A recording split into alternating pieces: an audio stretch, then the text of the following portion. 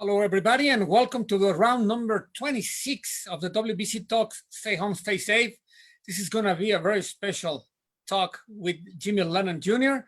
But first, let me introduce 𝗧𝗔𝗟𝗡𝗗. She's the director of the WBC University. 𝗧𝗔, how are you? Hi, Victor. Hi, Mauricio, Jimmy. Nice to be here with you today.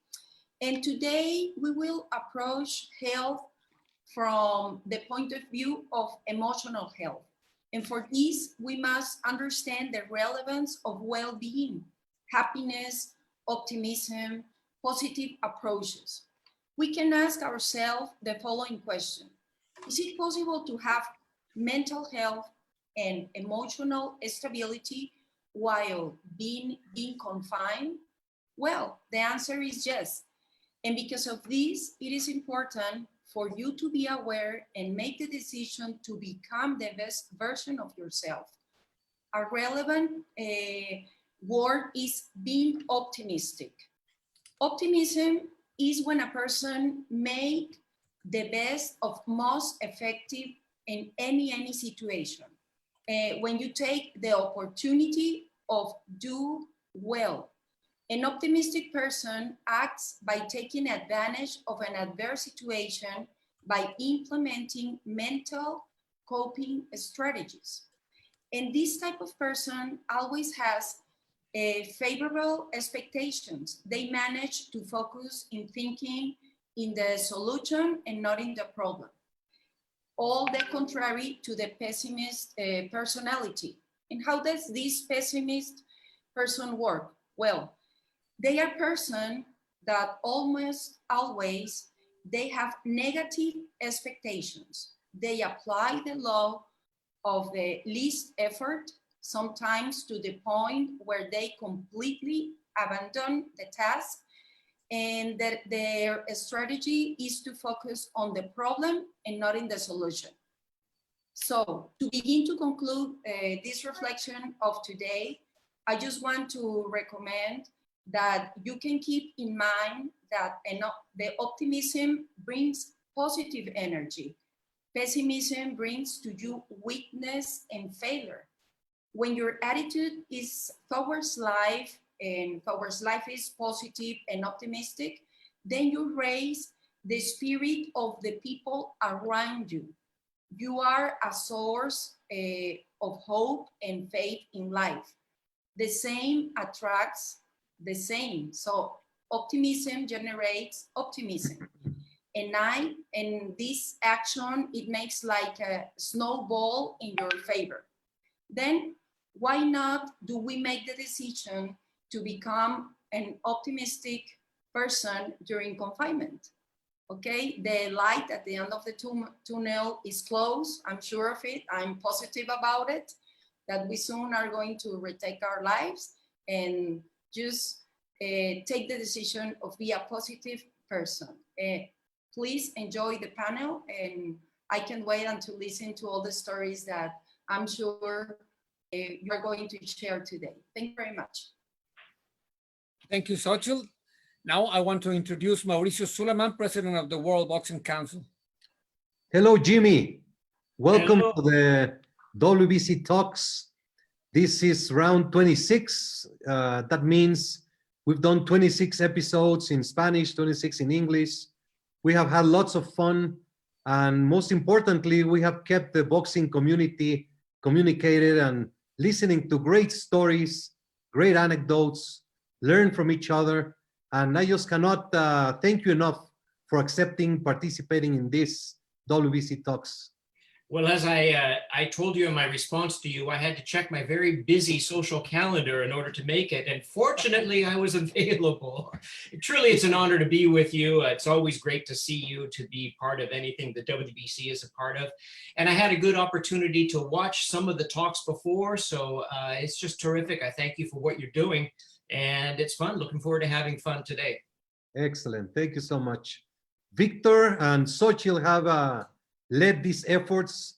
They prepare with lots of passion each episode, and I just wanted to thank them as well, and 𝗥𝗢𝗨𝗡𝗗, the Dolby's University, because it is so important to remain active, to keep yourself motivated And the WBC Talks has given the WBC and all of us great motivation.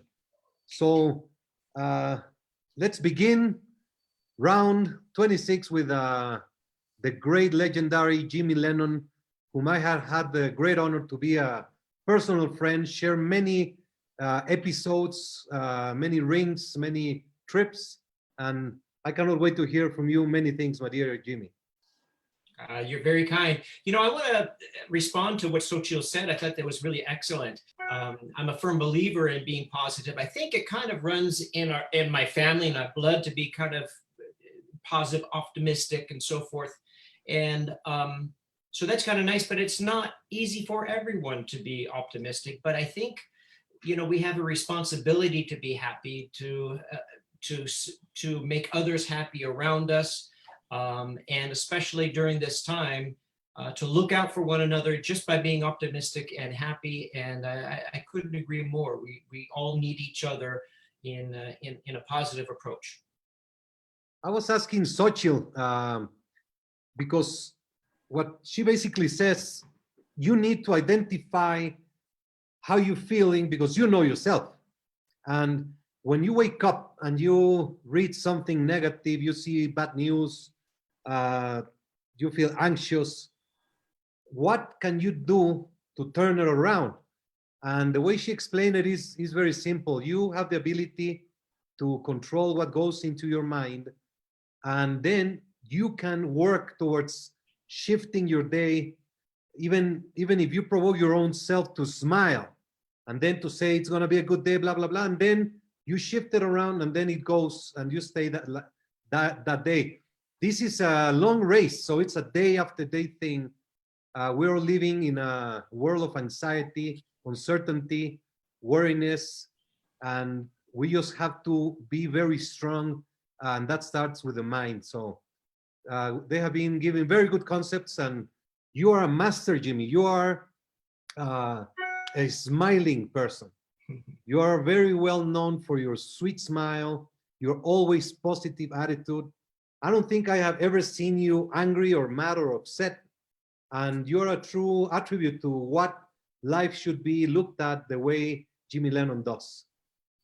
What a nice thing to say. Thank you so much. That's very kind.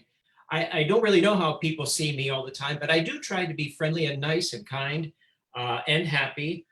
Certainly I'm human and there are moments that I'm not, but you know, it's almost like I think we have a responsibility to be kind to others and nice and happy, just like we have a responsibility so as not to offend people and so as not to have a negative effect, almost like we have a responsibility to have good breath, because that affects other people. So I don't just think it's good for us, I think it's our responsibility. And, you know, people are God's greatest creation and we should honor them and as much as we can in everything we do. So what are you doing nowadays at home? What have you found to be your escape? Yeah, you know, I listened to your broadcast yesterday with the promoters, and that was just so interesting. And, you know, fortunately, they're in a pretty good shape, but it's, you know, I would say I'm in the same boat. I'm pretty fortunate. I have my family here with me. My mother's moved in with us, and we're enjoying that time. My two sons are back from out of town to be with us. So, you know, much of life revolves, I'm sure, with many people around food. So, you know, whether it's shopping or preparing, and I love good food and I'd love to be part of cooking dinner. But boy, we are just finding so many things to do here. We are watching YouTube videos and learning how to repair our carburetor on our pressure washer so we can use that. We've been doing chores around the house. We've been planting, you know, vegetables and flowers, and you know, it's been a nice change of pace. I don't mean to belittle those who are struggling so much, and certainly I'm very concerned about that. But we just take one day at a time and are enjoying the change of pace. And you know, we're also trying to support businesses around us that might be struggling. I think it's important that we, you know, order food out when we can and take care of those workers who've worked for us. We have a heart for some single people who are in their neighborhood or friends that are alone, to bring them food and look after them. So We have in-laws as well. So it's a very busy time, really, but all good stuff and a tremendous change of pace from what we are used to doing, getting on the airplane, traveling, going to fights, meeting with our boxing family, and moving on to the next. Yeah, it's a complete change from one airplane to the other, from one hotel room to the other, from one city, one country. The tremendous pace that you have in your work is a complete change, and it's very demanding. And at the same time, this balance to be at home, be with the family, and to be so thankful to be fortunate. As you say, so many other people are struggling in different manners, but it is the strength and the leadership that persons like you provide others the opportunity to look for the next day and the light at the end of the tunnel to get out of this situation. You know, I'm curious how it is in Mexico City, because here in Los Angeles, we have had clear skies. It's been just beautiful, less traffic. It's been so nice. People have been a little bit more respectful of each other with social distancing, and we're all in this together. I don't know what it's like in Mexico City, one of my favorite cities. I'm curious, how is it there? It is, of course, different. There's many people staying home. It is not a complete lockdown, but all the services, all the entertainment, everything is closed. Many stores, shopping malls, of course, movie theater, everything is closed. But we are in the middle of what is expected to be the crisis.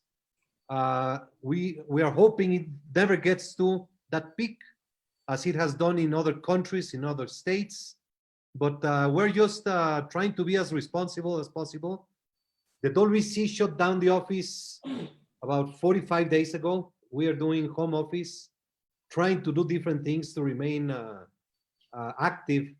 But the general perception is not as strict as we see in other countries. Well, we're certainly concerned about it, and good to hear that you're not at the peak of the crisis. Yes, Victor is going to show you his favorite picture. Yes. This is the one selected for the first one. Gilbert, please show the picture.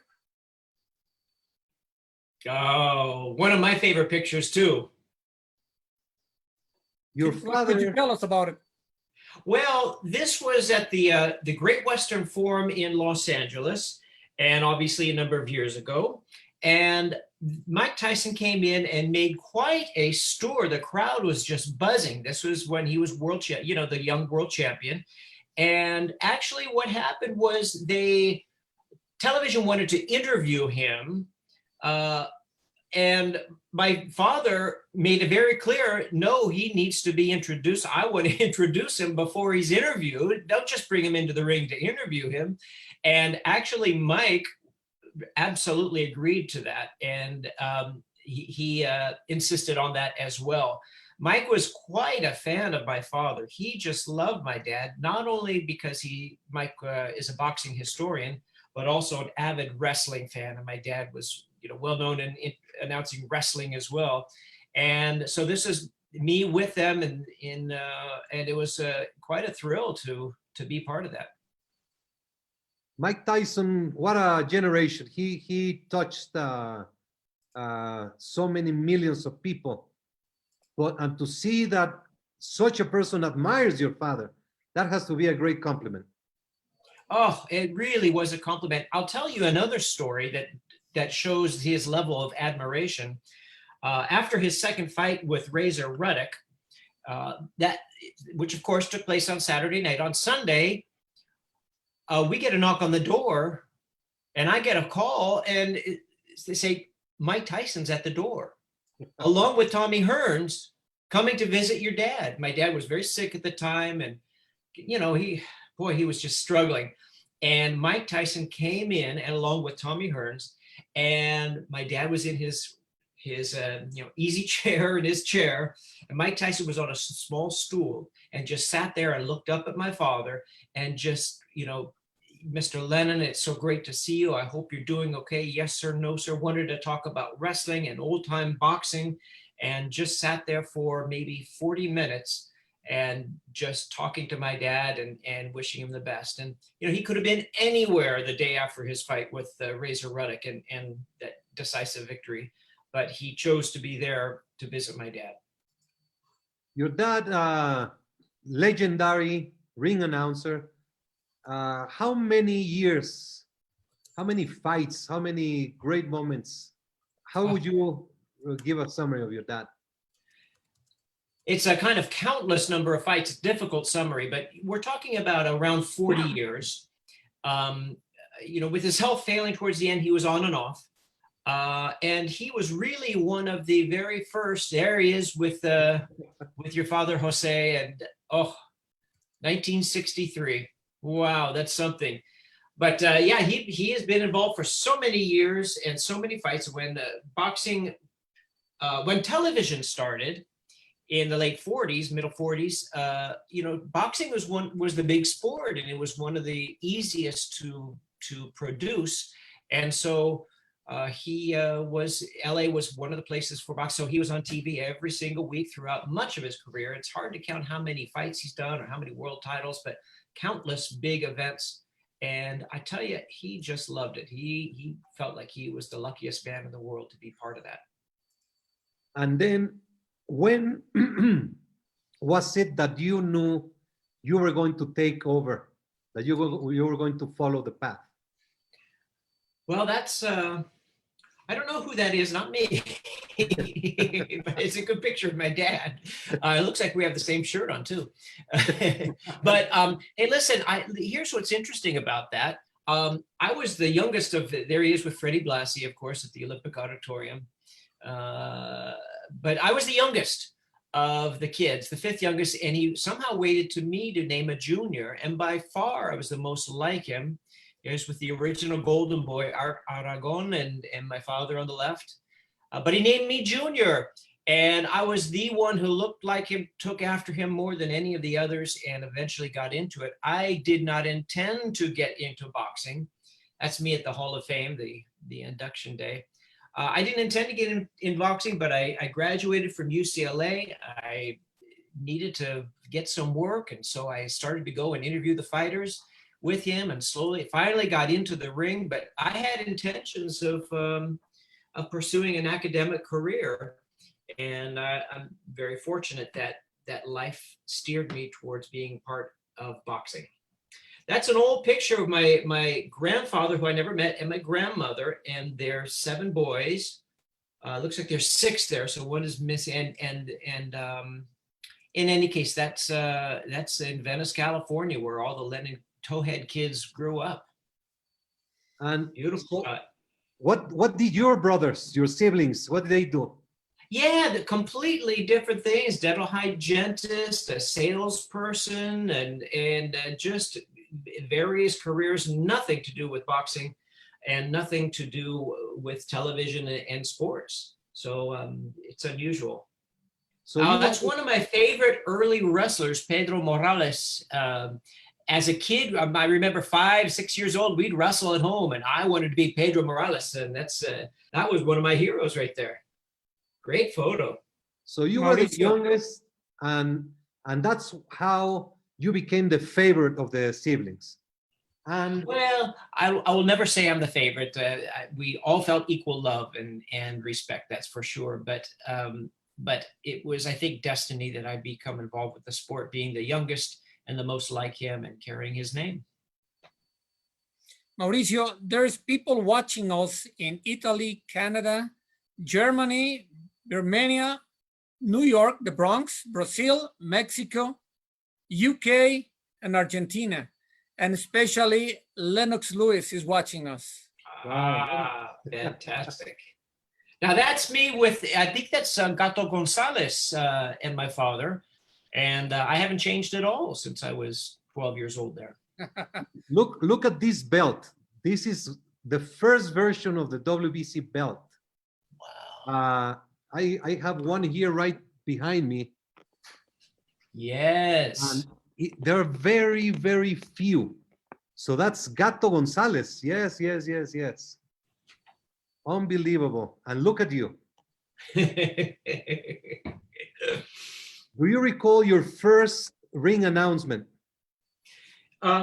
You know, I do, and it was actually at the forum in Los Angeles again. And I don't remember the fighters. I do remember that I was wearing a suit, not a tuxedo. I remember feeling, of course, a little nervous. I remember not owning the ring by standing in the center and owning it. I remember standing a little bit closer to the ropes and just a little bit shy. So certainly I've come a long ways, but you know, I got a lot of appreciation from the fans. There was a lot of support, and you know, I don't know if I deserved it or not, but I think people love my father so much that they showed support to me and encouragement, said, oh, you're great, you sound just like your father, etc., blah, blah, blah. And that encouraged me to continue. Was your father there in that time?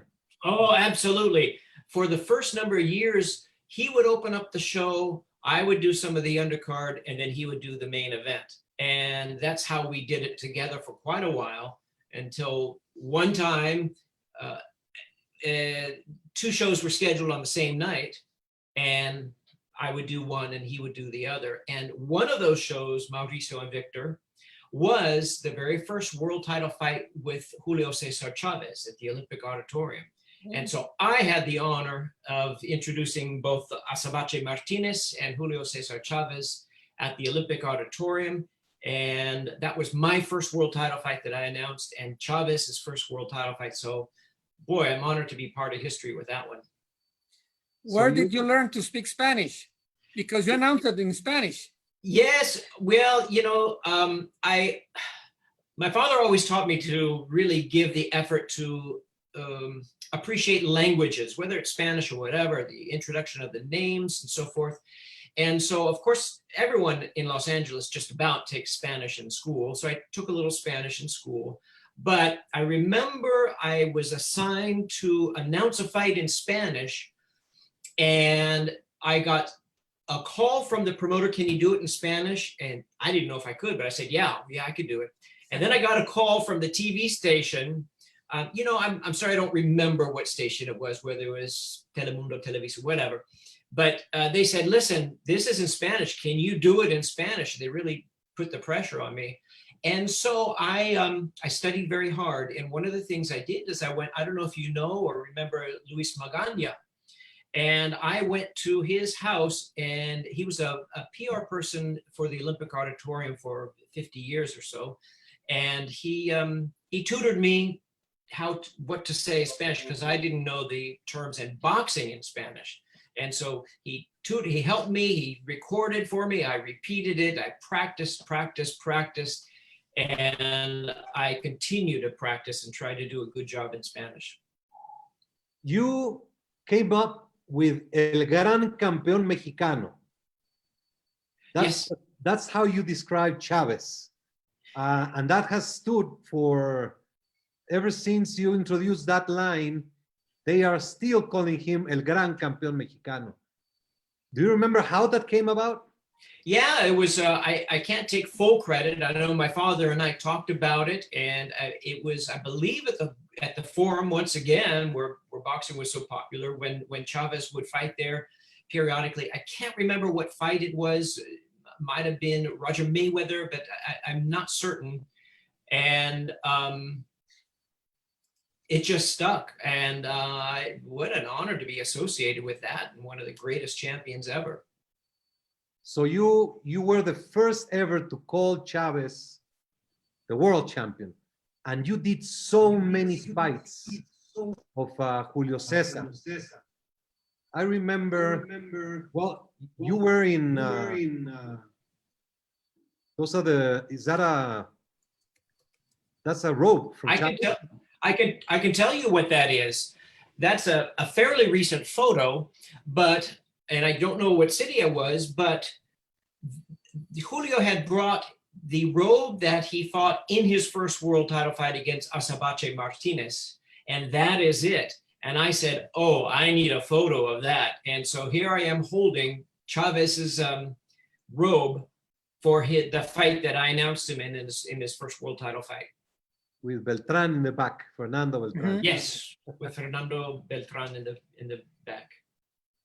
How many countries have you announced or been the ring announcer for fights? Yeah, I've been very fortunate to travel around the world, almost every continent. And I believe the number, and I'm always getting mixed up because I got to double check to see where Scotland, is Scotland another country yet or not? And I need to keep up with the geography and history, but it's, I believe, 36 countries that I've announced in. And boy, that's an honor. I love to travel. I love culture. I love being parts of all those countries. And I have a couple of countries that I'm dying to announce. One is Spain, which I have never announced the fights. I think I could do it in Spanish. And another is Italy, because I used to study Italian in college. I used to speak better Italian than Spanish. And those are countries I love, and I would love to be part of a boxing event, but not yet. And then, of course, Africa. I have not announced in Africa yet. So that's in my bucket list. Mauricio, do you remember when you sent us to affiliate China in 2014 to Shanghai? Yes. Then they took us to the Hainan Island in China, and we felt like we were in the farthest place in Earth. When we are getting into the lobby of the hotel, suddenly someone shouts my name, and everybody look at me like, do you know someone here in China? And it was Jimmy. He was going to announce the fight that night. So we met there. It was the farthest place on earth.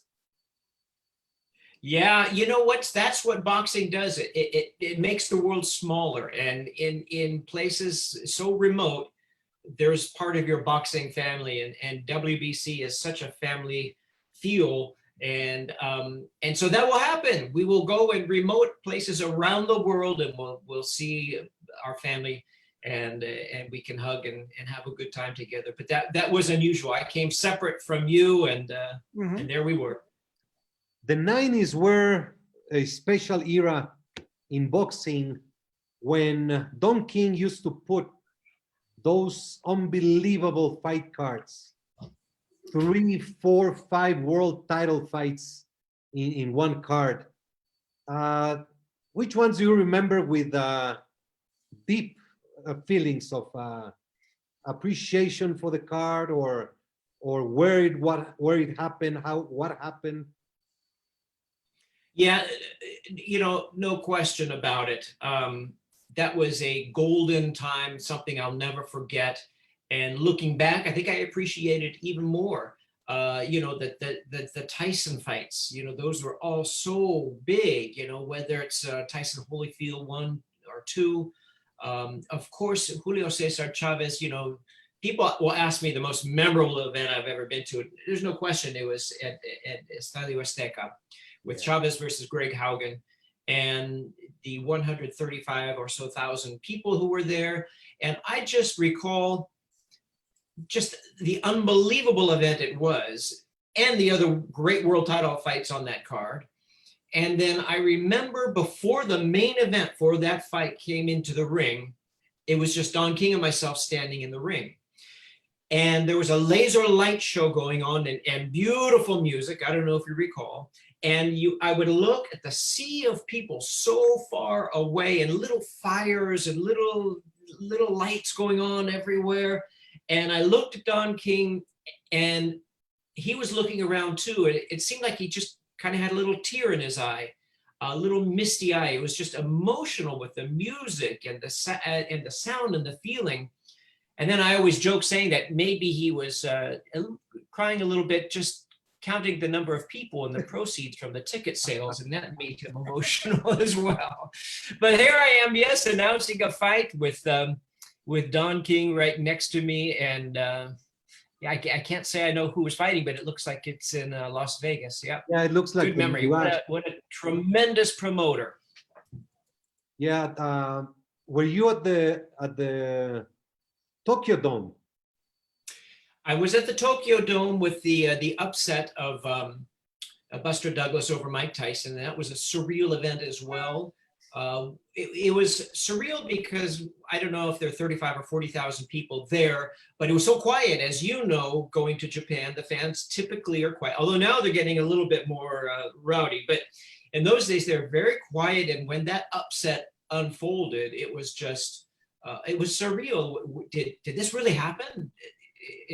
You know, what's this all about? But that was an amazing bet. That would be my very first mega fight. I mean, like, you know, not my first world title, of course, but my first mega fight. And I remember we were speaking about my father when I knocked on his door and I told him I'm going to Tokyo to do Tyson versus Buster Douglas. He really literally did shed tears. He was so happy for me. And that was, you know, that was a start of big things for me, really. And I think I thank Mr. Honda for that and for having me be a part of that part of history. Mr. Honda, what a great person, isn't he? I don't think we'll ever see anyone like Mr. Honda. Just a tremendous person. And yeah, that's a photo of me. It looks like Holyfield, Tyson Holyfield won. I'm guessing that's the first one.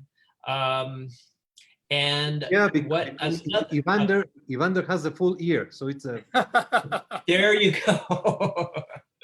And that another big upset I was a part of as well.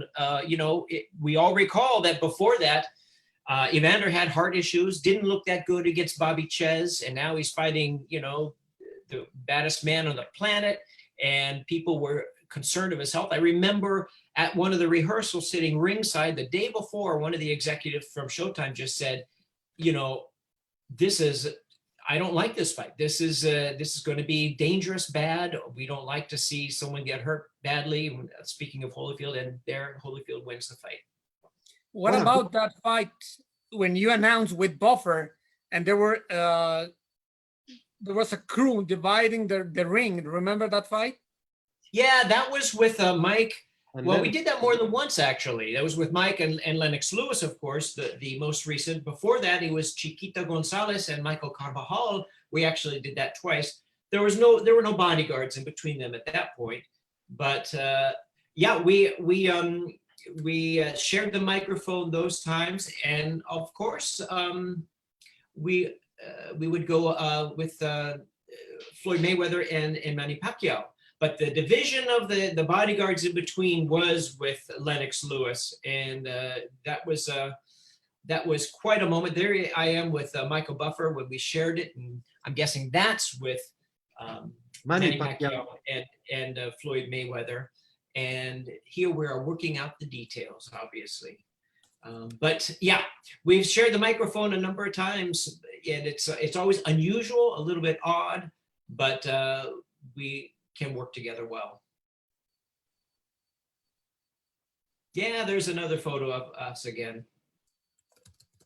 how do you prepare yourself for the introductions? Do you talk to fighters? Do you do your own research? Do you have a script from the promoter or from the network? Yeah, that's a very good question. It's changed through the years. I was taught when I first began that, and I would do the whole show, that I would go into every dressing room and talk to each fighter. And I still always want to make sure I get their name pronounced correctly, their hometown that they want, if they want a nickname, anything special. So I will honor the fighters because I have a very strong feel that the fighters should be honored. I'm there to put the spotlight on them. They are risking their lives, their livelihood, and they are why we are in this business. So more currently with the big fights, there's a whole team of statisticians that make sure to get it correct. And I have to make sure to announce what the TV graphics say. So we work in combination. Sometimes I know fighters and I'll say, no, he's not from this town. He's from this town. So I will look up on BoxRec, I'll look up on Fight News, I'll look up on the WBC website, what their ranking is. And so I do a lot of preparation. I want to make sure I'm accurate, but I share that information with television and they share it with me, and we come up with hopefully the correct information. But I tell you, Mauricio, I feel like I'm always judged on my most recent performance. So I prepare probably more than I need to. I go to BoxRec, I study, I'm way ahead of time. I'm reviewing, I'm checking, and I'm looking at who they fought in the past. So I do a lot of preparation because I really want to get it right. And what do you do with the little papers that the ones that you hold, you throw them away or you keep them? Well, some many I throw away, some I keep for big fights. And I actually have, you know, a couple of versions. Let me reach over here, excuse me. But we have, you know, a little detail that maybe no one is interested in, but I found these very thick cards. These are the big ones that I put all of the supervisors and the judges and the refs and all of the sponsors and promoters on. I put it on that. And then my smaller index cards is what I put the fighter information on. And I actually color coded. I might make this yellow on top here. It goes with the yellow fight card that I'm going to introduce the fighters. So I learned that because years ago, I would have so many index cards in my pocket. I would, you know, there was a change in the fight, so someone else would come into the ring and I was scrambling to, you know, don't want to introduce the wrong people. So, you know, I got my own methods that I've developed through the years. What's the funniest or embarrassing mistake you ever made announcing? Do you recall one? Yeah, you know what, I really try not to make mistakes, and you know, and I put them out of my mind. I mean, if I make a mistake, I feel so terrible. I put them out of my mind. But fortunately, I've never introduced the wrong fighter. I've never introduced the wrong decision. But I have definitely, in my mind, my memory, I put the wrong last name on the fighter. I put this correct first name and put the wrong last name. And you know, you're bringing up, I'm getting a little sweaty and nervous because you're bringing up a very, you know, bad feeling to me that I don't want to remember. But yeah, I have made some mistakes, and I just regret it and try harder to correct it. We have one petition for you. Yes. A fan is asking. So by the end of the show, we are going to ask you to make the introduction of the WBC talks, okay? Yes. Like if you were going to, you're in the ring and you're going to introduce the WBC talks. It's going to be the special announcement by Jimmy Lennon. Good. Well, so give me a little time to look up on BoxRec and to research on Fight News and to check with the you know, the executive committee of the WBC, and then I'll put together my facts. I'm 2 times world champion, so you can write that down. He has worked with us in conventions, Mauricio, and working with him, it's amazing. His nickname is Classy Jimmy, and of course, is really great. Well, I cannot forget that magical night in Las Vegas, 2014, that convention when we had the most world champions ever together. And when I would look at the video, just the ladies and gentlemen said by Jimmy Lennon, that puts the atmosphere where it should be in a special event. You have such a great voice and a great rhythm that you just, when you hear Jimmy Lennon, you know there's something special. I appreciate that. I appreciate those words. You know, speaking of that, I have something to say about that. When I first started announcing, the only announcer I watched was my father. That's the only person I knew. And so I didn't try to copy him, but that's who I learned from. And then someone just said to me a few months ago, Jimmy, you're different than your dad. And I look back at some of his announcements, and he was right. I have developed a little different style. And the way I can describe that is my father was just a super voice, super showman. He had such eloquence and command of the audience and the microphone. But I've transitioned a little bit where I kind of build up to a point, and there's kind of a crescendo in what I do. So I've noticed that my style has changed a little through the years. And there, look at that tremendous, tremendous display of champions and boxing greats. Beautiful. And Jimmy, tell me your favorite 10 fighters, your top 10, and we can do it in 2 ways. You're gonna say boxing-wise, the top 10 in history, and then your favorite individuals, because you get to know all of them, to share special moments. So I love to do this exercise. Now, boy, this is a challenging question. Challenging question for a couple of reasons. One, my favorites change through the years, and I have different decisions. Secondly, you know, I always try to, if there's a current boxer, I try not to bring them up as a favorite, because I think I always want to be equal.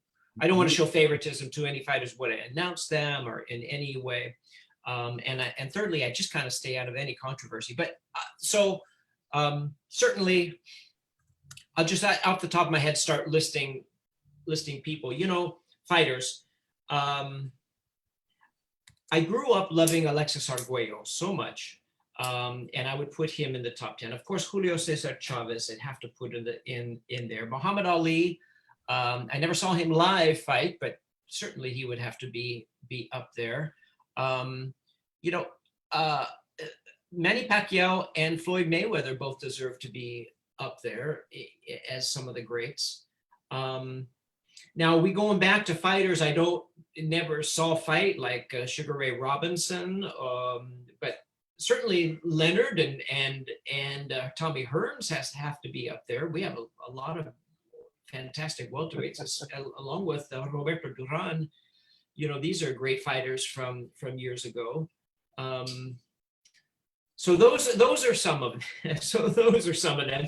Some fighters that I just, you know, I love, got to personally know a number of fighters, and I love quality human beings. And some fighters can be just such quality human beings. I think of Wayne McCullough as a quality, you know, person. Virgil Hill, just such a great quality person as well. I got to love 𝗥𝗢𝗨𝗡𝗗 as well. So I always kind of start with him, and he was such a gentleman and such a nice man. You know, yeah, those are some of them. Mike Tyson, you know, I have a soft spot in my heart for him. Just a wonderful, wonderful person, a sweet, sweet man.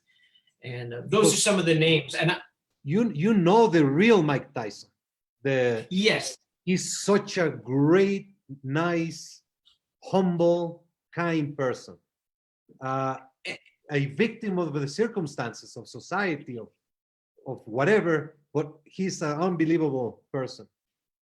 And yeah, I use the word sweet, and that surprisingly describes him. Exactly, he's sweet, and he's very happily married. Kiki has done a tremendous job in coming into his life. Now let's do an experiment. I've been doing this, and you are going to create the greatest fighter with a combination of the names. I'm gonna say concepts, and you just pick which fighter would you put in that, okay? So we're gonna start with power, punching power. Okay, so it's hard. I think of Edwin Valero as you know, one of the hardest punchers ever. I think of Duran in the weight division as one of the hardest punchers. People look at Ernie Shavers. I can't ignore Deontay Wilder either, with his power in the heavyweight division. So pick one. Oh, you know, I don't. It's hard to argue against Valero with every single fight he won by knockout. By knockout. Jab. Larry Holmes.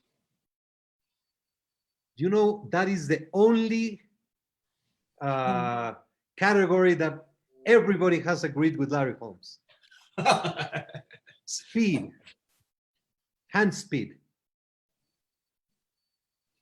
Manny Pacquiao. Chin. You know, he who can take a biggest punch.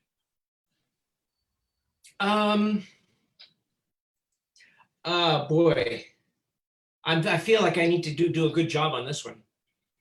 I'll go with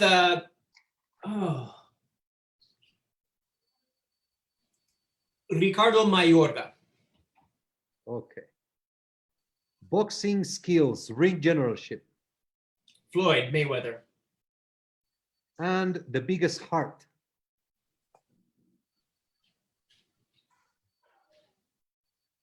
You know, I'll go with 𝗥𝗢𝗨𝗡𝗗 because I have to include him somewhere.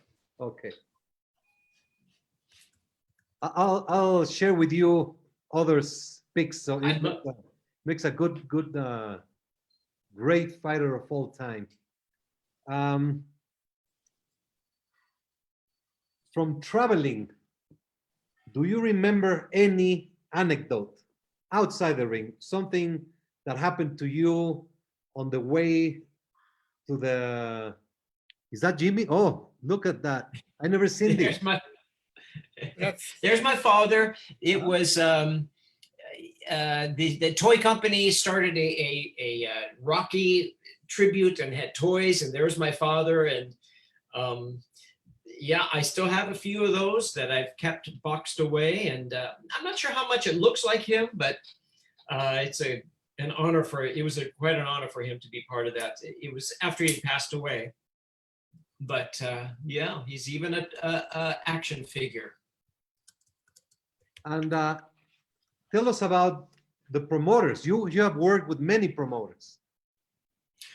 Oh, yes, and very close with Don King because he had me exclusively for a number of years. I give him so much credit for the success in my career because he put on big fights. He had me there, be doing these big fights, and he was so very loyal to me. There were times when he was working with Showtime and I was working with Showtime too, and he would put on a fight with HBO, and HBO would say, well, we can't have Jimmy do it because he's associated with Showtime, and Don King would have nothing to do with that. And he was very loyal to me and very, very good to me, and I you know, hold a great place in my heart with him. We mentioned about Mr. Honda. I don't think we'll ever see anyone as special as Mr. Honda. Is so caring, so personally involved, such a great promoter and a great person that brings out the best in everyone that he's around. You know, I work with Top Rank. I think Bob Arum is a tremendous promoter. It's amazing the amount of energy and skill and intelligence he still holds. And he's a fun man to be around as well. The Goosens, of course, Dan Goosen passed not too long ago. Miss him, but sure grew up a lot with him. I don't know who else I'm missing, but I've worked with all of them, main events, and just about every promoter. Yeah, like you did fights in the UK with Frank Warren, with Don King, Frank Warren. In Mexico, you have done fights just all over the place.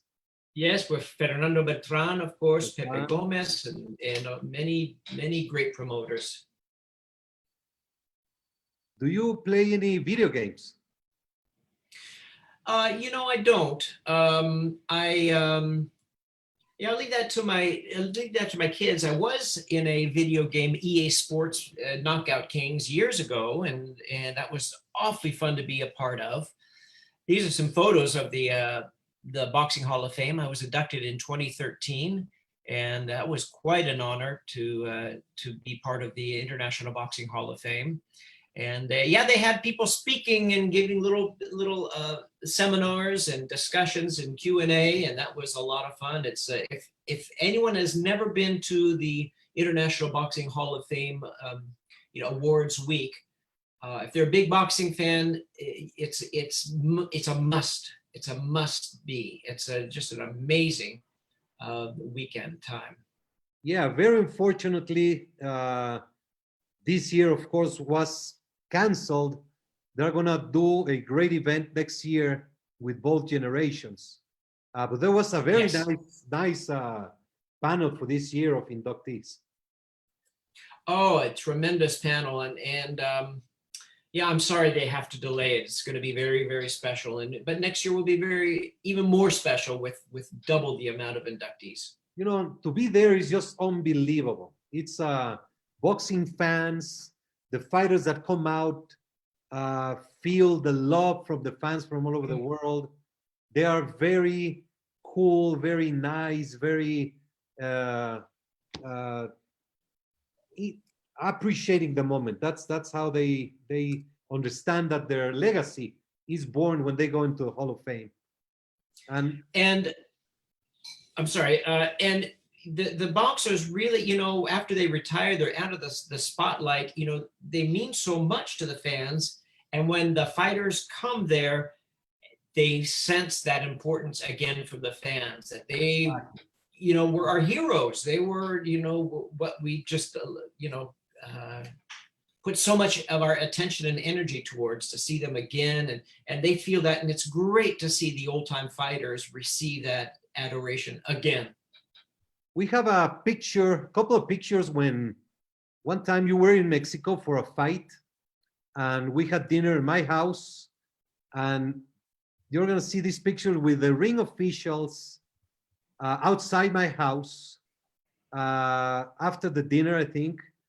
I'm trying to think which card. It must have been either Chávez González or Chiquita González Carvajal in Mexico, or maybe even the Aztec Stadium. I'm not sure. Victor, ¿tienes la foto de Riobamba? Right there. Oh, yes. So, Lou Filippo, Arthur Yes. Mercante, Yes. Tony Castellano, Oh, yes. and Carlos Padilla. Yes. Those I are see them. Very nice. Yeah, now those were the days when, yes, sometimes I would wear warm-up suits instead of a suit. And I'm sure glad those days have changed. That things have changed a little bit. Looks like it's 1992, right? 1992, yes. Yeah, we could look up what fight that was. Oh, that was a great time. What an honor to be at your home and enjoy that company. And there's another picture from the inside. I think Isidore is there. ¿Tienes la otra foto de esa serie? Sí. That's at the dinner. No, la otra. Right there. Carl King. Okay. Carl King, and look how thin Isidore looked at that. Yes, boy, I hardly recognize him, but I haven't thought of him in a long time. Fantastic. Good memory. Jimmy, is there anything else you would like to share with us? Any moment, any anecdote, any concept? Well, you had asked me a question and I didn't answer it. I'm not sure if I have a great story of what's happened to me on the way to the fights, but I'll tell you something that's happened more than once. You know, I can be a little bit forgetful sometimes, and there have been 3 times when I was driving to a fight and I forgot my tuxedo. And one time I just had to go to find a shop and bought a brand new tuxedo the day of the fight. And twice going to Tijuana in Mexico, I thought I had my tuxedo together, but I only had my pants. And so I didn't have a jacket. And so I had to stop, and twice I went and just purchased a nice suit jacket to go with it. So I'm a little bit forgetful, and I hate to admit it, but that's the case with me. How about food? Have you had trouble? Like Japan, you eat sushi? Have you had yes. Any place that you remember having problem with the food? Well, I'm going to start on the opposite end. Some of the greatest food I've ever had is in Mexico. And I remember sitting with you in Los Mochis and allowing you to order everything. And I could not be happier. And Mexico City, Los Mochis, Aguascalientes, Tijuana, wonderful food, just some of my favorite.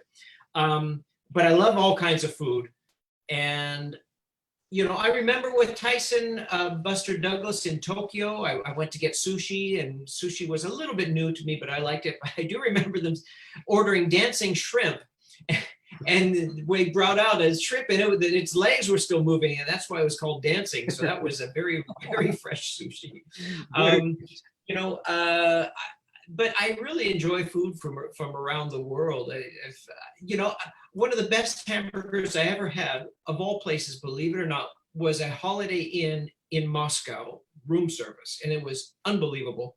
And so you can be surprised anywhere you go, and to have wonderful food around the world. China, it's a little bit different. I think you have to have someone to help you choose what to eat there, because Chinese food here is a little different from there. Yes, it can be challenging. Yes. In We have China, a great picture, Mauricio, with Julian Jackson. This is Gilbert. No. There's one of the hardest punchers ever.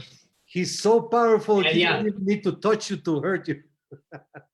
That's a great He's one. having too much fun hitting me there too. What a great Hey, person Modi. he is. Oh, he's a sweet, wonderful person. And Mauricio, continuing with food, you introduced me to my favorite post-fight beverage, and we were in Los Cabos, Los and it Cabos. was so very hot. And you Michelada. taught me all about a michelada. Yes. But I tell you one thing, what you didn't tell me is, depending on where you go in Mexico, a michelada is different. Sometimes it comes with the chiles, and sometimes Sauces and- without. Yeah, but depending on where you go, they have a different name for it. So you have to explain it everywhere you go. Yeah, the michelada or the, ¿cómo se llama la otra? La Chilada. chelada or michelada, yes. It depends if they put the different sauces or just lime and salt. Right. And I was in the first trip I did to Japan ever. It was my brother Fernando and me with my father, Mr. Honda, Mr. Kawaragi. So we go to this very nice restaurant, Teppanyaki. And my father always was very loving for animals. So we go there. So we're just starting with the appetizers, and they bring this bowl full of shrimp. So what you were saying about the dancing shrimp made me think of this story. And the cook gets one of the shrimp like this, but it jumps right into the frying pan and starts jumping and making noise. So my father is looking at the shrimp, but he says, "Oh my God, poor shrimp, very sensible, very almost crying." 10 minutes later, my father's like, "My son, can I have your shrimp? It's delicious." So the sensitive ended when he tasted the shrimp. It was too good. Too good. Yeah, Mr. Honda is the greatest host one can have, and it's just the moments that build up memories from these trips around the world. So are you ready to introduce the WBC Talks to the public? Yeah, sure. I'll give it a shot, and we'll see how it goes. See if it works. Excellent. All right, ladies and gentlemen, it's showtime. Introducing the undisputed world champion of boxing education, hosted by Victor Avila, President Mauricio Suleiman. It's the WBC Talks. Okay. Sensational. You have a natural. Now I'm going to go have some tea with honey. Okay. Victor, is anything else you'd like to add? Yes, I just want to show the last picture that you were talking about in the convention.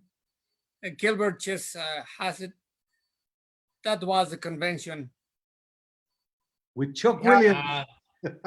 Like 53 belts, and there was Jimmy. Yes, your voice is just unbelievable. Jimmy, thank you so very much for sharing this hour with the world. Thank you for being such a great role model, an inspiration for everyone on how to deal with life inside and outside the ring. We love you so much. My honor. My honor. You're very kind to me. It's just an honor again. Our best to your wife, your kids, your in-laws, and your mom is with you, right? Yes, indeed. 97 and a half years old. Wow, what a Doing great. blessing. I'm going to send you a video of her. Please do so. That is Okay. so beautiful. Thank you, folks. Thank you, Victor. Thank you, so much, Mauricio. Jimmy. God bless. Bye-bye. Thank you, Jimmy. And this was round 26. This was Showtime, of course, with Jimmy Lennon Jr. Thank you very much for watching. Thank you, Jimmy. Thank you, Mauricio.